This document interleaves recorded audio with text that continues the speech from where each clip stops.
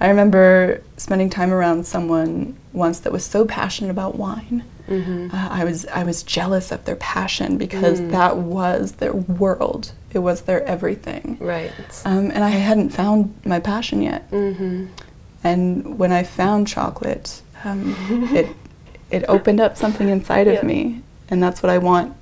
That's what I want people to find with the experience of this chocolate. There are people who live and create from the heart. Some do it with style.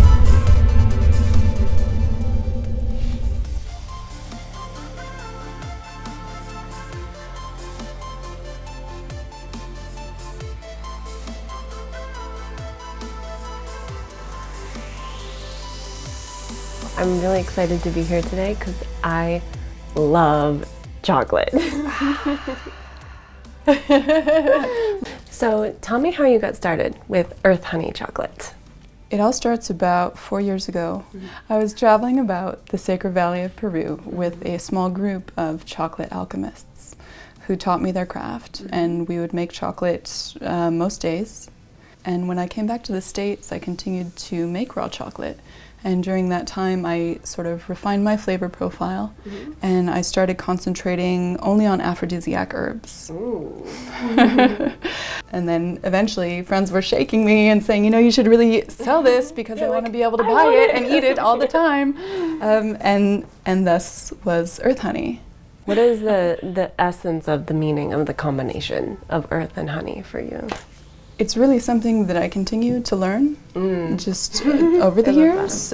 But there, I mean, you know, very simply, you know, it's just like to play with the words, to think about the honey of the earth and this essence of the earth. There's something that's really flowed very well into having a chocolate that's infused with aphrodisiacs. Yeah, it's like the divine nectar. Exactly. It's just like there's something inherently sexy about the idea of earth honey.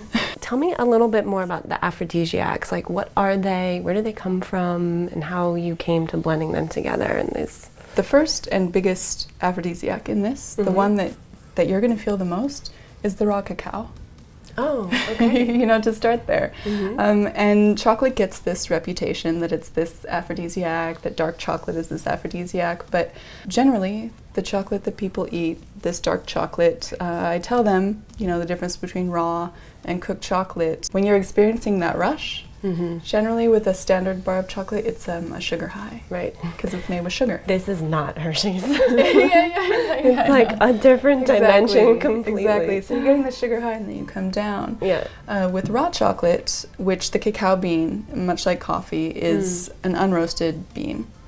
In its unroasted form, raw cacao is chock full of precursors to neurotransmitters in the brain that are giving you the pleasure, that are giving you the happiness. So it's just prolonging that bliss state, that enjoyment state. And we're all about the ritual of chocolate. We're all about slowing down for chocolate and actually feeling it, which is very important. And it will translate to people's lives. Like if they can learn how to slow down with their chocolate, then maybe they can learn to live that. Yes. So we have a step process to the chocolate tasting ritual, which is really inviting people to choose to slow down and take that moment, which doesn't take very long at all. You know, here we are in New York City. It's greatest crazy. place on earth. And it's crazy. It's busy. We have these very busy lives, and we very rarely take those beautiful, sensual moments for ourselves, which is true. It's what we need, and it really doesn't take much. Should we go through the ritual, or should we just taste? Let's do the ritual. The EarthHoney Chocolate Tasting Ritual. Gently suspend a piece of EarthHoney chocolate between warm fingers. Slowly inhale the essence of your chocolate's intoxicating scent. Slide chocolate onto tongue. Delicately bite into smaller pieces. Slowly suck on chocolate for no less than 8 pleasure-filled moments. Breathe deeply with eyes closed. Surrender to the chocolate. melting completely into the experience. Discover the release of lusty, raw goodness. And maybe you're gonna fall back in love with what you have to start doing again, or maybe it's gonna open your mind to the possibility of what you would love to be doing.